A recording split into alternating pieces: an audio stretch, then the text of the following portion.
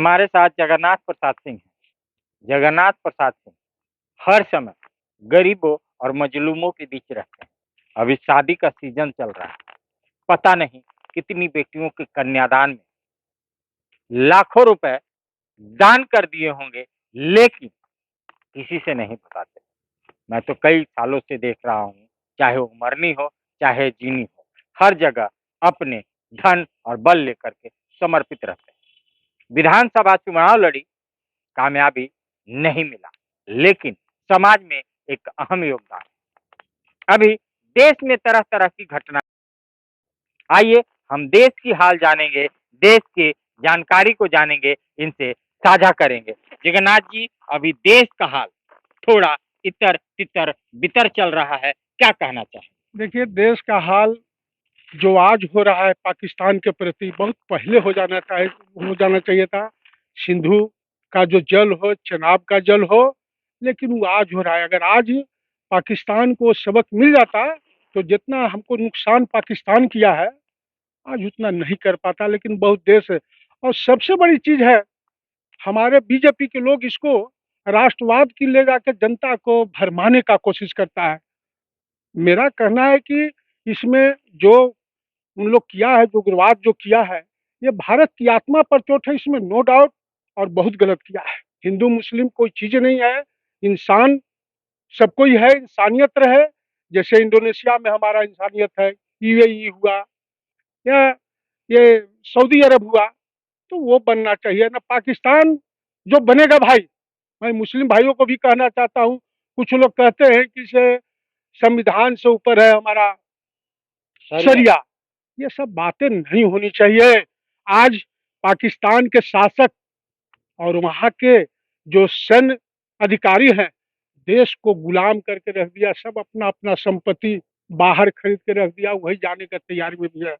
लेकिन मैं बीजेपी नेताओं को इतना कहना चाहता हूँ कि एक्शन लीजिए लीजिए, लेकिन इसको राष्ट्रवाद के रूप में, पब्लिक के वोट के रूप में न हो। जैसे मोदी जी को मैं सुन रहा था, बिहार में उन्होंने बोल रहा था, तो ये सब वहां से बोलिए, ये बिहार में चुनाव है तो वहां से बोल रहे हैं, तो ये सब नहीं होना चाहिए। देश के लिए करिए मोदी जी, अच्छी बात है। मैं आपका समर्थन करता हूं, क्योंकि पाकिस्तान को मटिया मेट हो जाना चाहिए। ये जब तक रहेगा हमारे देश पर कुठाराघात करवे करेगा, इसको बंद होना चाहिए।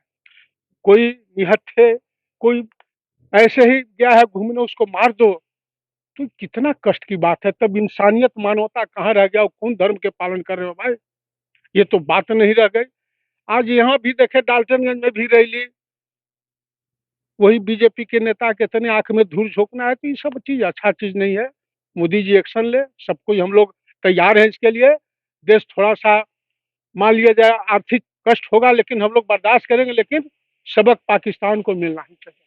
इसमें हिंदू मुसलमान नहीं होना चाहिए। जैसा कि देखा गया, जो आतंकवादी हमला हुआ पहलगाम में, उसके तार झारखंड से भी जुड़े हुए हैं। 4 आतंकवादी या उस प्रवृत्ति के लोग भी झारखंड से पकड़े गए, क्या कहना चाहिए? देखिए, आज पाकिस्तान को लोग यहाँ के भी मुस्लिम 10% फॉलो करते हैं। कहने में मुझे कोई झिझक नहीं है, लेकिन वो 10% है। हमारे 90% मुसलमान हिंदुस्तान के प्रति वफादार हैं, लेकिन मुट्ठी भर लोग इस देश को, ये पाकिस्तान से तुलना करते हैं मुसलमान को। अरे यहाँ की मैं मुसलमान को कहना चाहता हूँ कि भाई, इंडोनेशिया को देखो, कि सबसे बड़ा देश मुस्लिम कंट्री इंडोनेशिया है, लेकिन वहाँ आज भी रामचरितमानस होता है। हिंदू मुस्लिम कहीं भेदभाव नहीं है, वो बनो। मैं सही और जो वक्तव्य जो देते हैं कि हमारा धर्म शरिया से चलता है, संविधान से, आप क्या बोलते हो भाई? ये सब बात होनी ही नहीं चाहिए, बहुत गंदी बात है। ये समाज में ये सब बात नहीं होनी चाहिए। धर्म तो हमारा इंसानियत मानवता, चाहे अल्लाह ताला हो या ईश्वर ने, भगवान राम ने यही तो सिखाया है। लेकिन ये धर्म को लोग कहाँ ले जाएंगे समझ में नहीं आता है, तो ये सब अच्छी बात नहीं है।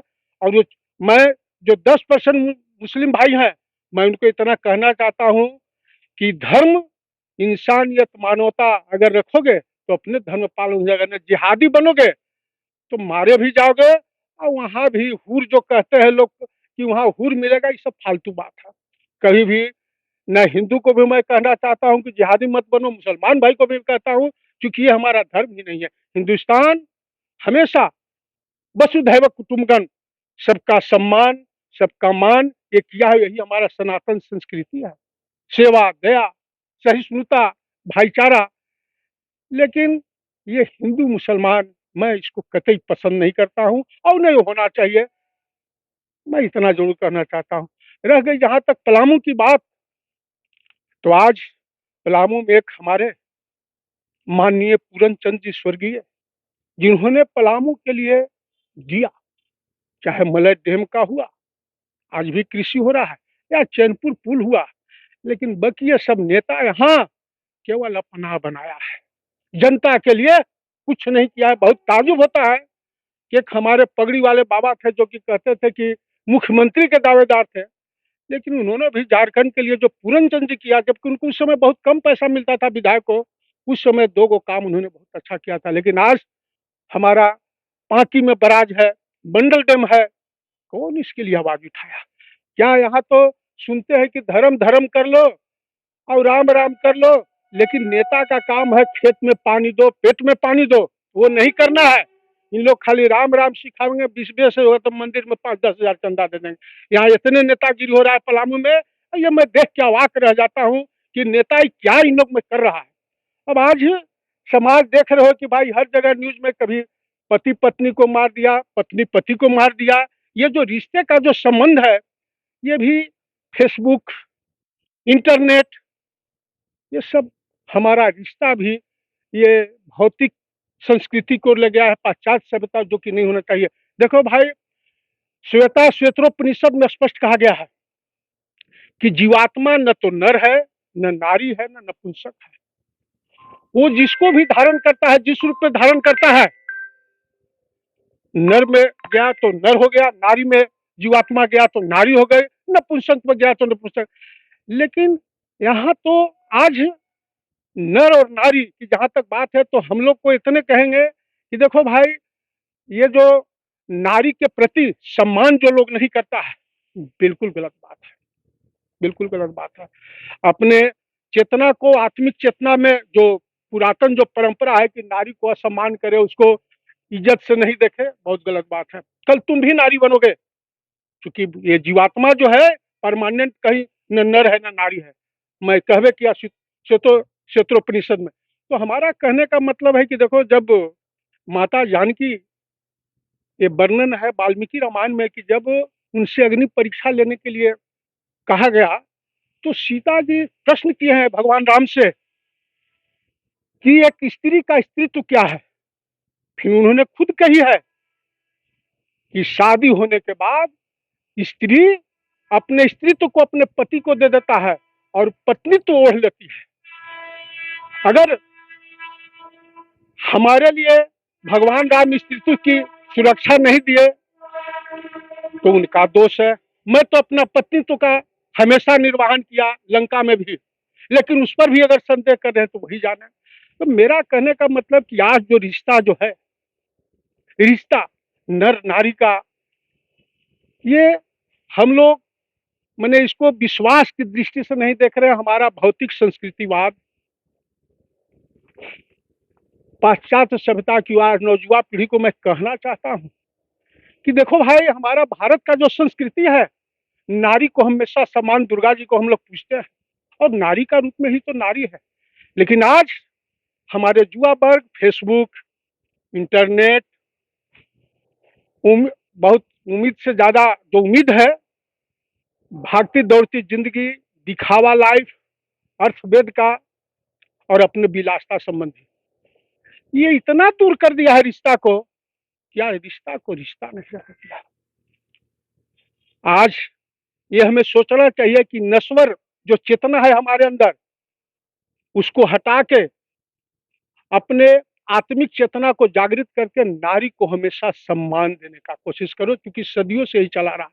लेकिन आज ये फेसबुक, इंटरनेट इसको रहने नहीं दिया। और मुझे आजकल हम देखते हैं कि न तो मानवीय संवेदना है आज के युवा में, और न तो संवादहीनता हो गया, संवाद भी नहीं करना चाहता, ईगो है अपने अंदर, जो न बाप से बात करेगा न माँ से कि मैंने हम श्रेष्ठ हैं।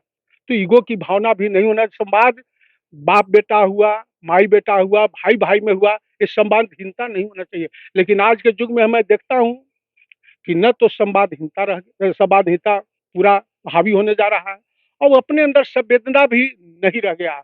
इसके चलते रिश्ते पर देख रहे हैं समाचार में कि पत्नी पति को मार दिया, कभी पति पत्नी को मार दिया। तो ये सब हमारे भारतीय सनातन संस्कृति का रूप नहीं है।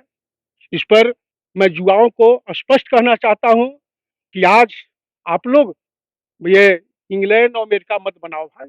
हमारा जो भारतीय सनातन संस्कृति है इसके ऊपर जाओ और हमारा रामायण महाभारत इसकी ओर भरा हुआ है कि नारी का महत्व क्या है। और दुर्गा जी का अगर पूछते हो तो नारी का महत्व बहुत अपने आप में हम। तो जैसा कि आपने सुना, आज जो टेक्नोलॉजी का दुरुपयोग हो रहा है, फेसबुक इंस्टाग्राम पे प्यार हो रहा है और उसके बाद 6 महीने के बाद या तो फ्रिज में 36 टुकड़े मिल रहे हैं या ड्रम में भरी लाशें। इस चीज से स्तब्ध हैं। एक आखिरी सवाल, बोलो। जयराम महतो जो आज विधानसभा ही नहीं पूरे क्षेत्र, पूरे झारखंड को हिला के रखा है, क्या है, क्या कहना चाहेंगे उसके बाद? देखिए, नो डाउट जयराम जी एक ऑनेस्ट आदमी है, इसको मैं मानता हूँ, मैं भी मानता हूँ। लेकिन अब जो ऑनेस्ट आदमी रहेगा तो भाई खरा खरा तो बोलबे ना करेगा। ये तो इसमें तो कहीं जैसे मैं किसी के भी थोड़े टिप्पणी करने से बचता हूँ, नहीं बचता हूँ, क्योंकि यहाँ जो खास करके पलामू के नेता हमके देख के मैंने बहुत ताजुब होता है कि देखिए आज पांचीय बराज में कितना सरकारी पैसा खर्चा हुआ, लेकिन क्या पैसा उपयोग हो रहा है। मंडल डैम, उसमें कितना सरकारी पैसा लगा हुआ, बहुत के अपना मुआवजा भी मिला, बना हुआ भी है, लेकिन आज उसमें गेट नहीं लगा। वही हाल है पांकी बराज के। तो ये नेता लोग यहाँ क्या करते हैं, मुझे बहुत ताजुब होता है। यहाँ केवल धर्म धर्म सिखाते हैं। तो जयराम जी कम से कम स्पष्टवादिता है भाई, स्पष्ट बोलते हैं और देश के लिए, राज्य के लिए अगर सोचते हैं तो मुझे भी अच्छा लगता है। अब आज हम देख रहे हैं कि हमारी कल्पना बहन भी उसी ओर चल पड़ी है। आज जैसे 3 तारीख को बुला के मान लिया वकीलों को दी, तो मिलना नहीं चाहिए था वकील के का। तो ये अच्छा कदम उठा रहे हो, बहुत अच्छा होगा। आने वाले दिन में झारखंड के लिए मैं इतना जरूर कहना चाहता हूँ कि झारखंड में भी आने वाला दिन बहुत अच्छा होगा।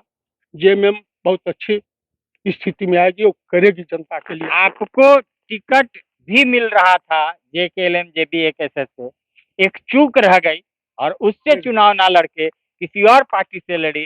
क्या जयराम का हाथ होता तो जगन्नाथ आज विधायक होते? वो सब बात छोड़िए। देखिए, जो वही होता है जो मंजूर खुदा होता है। ईश्वर का जो जिसको जहाँ भेजना होता है ईश्वर भेजते हैं। और जनता हमें नहीं समझ सकी, लेकिन ईश्वर अपना पहचान लिए। ईश्वर हमको जानते हैं कि प्रोफेसर साहब का रूपरेखा, व्यवहार, विचार क्या है। ईश्वर देखो भाई, एक चीज बता दो, विधि का विधान, अगर आप किसी को मदद जैसे हम आपको किए, आप हमको नहीं करेंगे तो श्रेष्ठ से ईश्वर करवा देते हैं। यही विधि का विधान है। तो प्रोफेसर साहब भी पीछे नहीं रहेंगे, मैं इतना डंके की चोट पर कह रहा हूँ। सामाजिक पे तो आप काम कर रहे हैं, राजनीतिक में क्या आगे की रणनीति होगी जगन्नाथ? मैं तो कहा कि ईश्वर आपको भेज देंगे अच्छी जगह पर, मैं इतने तो बताया, और तो मैं विशेष नहीं बोल सकता हूँ। क्योंकि विधि का विधान है कि अगर कर भला तो हो भला। तो मैं आज तक जिंदगी में दुश्मन भी है उसको भी भला किया हूँ। मेरा अपना सिद्धांत है कि अगर वो हमें बुरा किया तो मैं भी बुरा किया, तो उसमें मुझमें अंतर क्या रहा। तो मैं दुश्मन को भी भला करता हूँ और तो इन्हें सबको मैं चाहता ही हूँ। तो कर भला तो हो भला। अगर प्रोफेसर साहब भला किसी को किए तो ईश्वर प्रोफेसर साहब को भला करेंगे, मुझे विश्वास है। मैं धर्म अटल हूँ और मैं अपना कर्म में विश्वास रखता हूँ। कर भला तो हो भला, जिसको लेकर के जो समाजसेवी हैं, जो नेता हैं, जो पूर्व लोक विधानसभा के प्रत्याशी हैं जगन्नाथ प्रसाद सिंह, उनका एक ही कहना है, कर भला तो हो भला। हमने अगर अच्छा किया है तो भगवान भी मेरा भला करेगा। अब देखना ये होगा कि भगवान कितना इनका भला करता है या भाला करता है।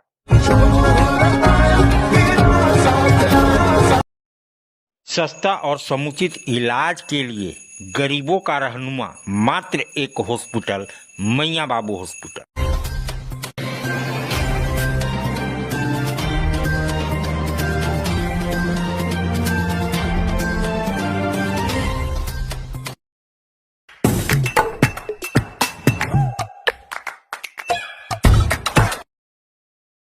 आज आप दिल्ली दरबार आए हैं। दिल्ली दरबार अपने आप में पूरे डाल्टनगंज को समेटने के लिए तैयार है, क्योंकि गांधी उद्यान पार्क में दिल्ली दरबार जब से आया है रौनक बढ़ गई है।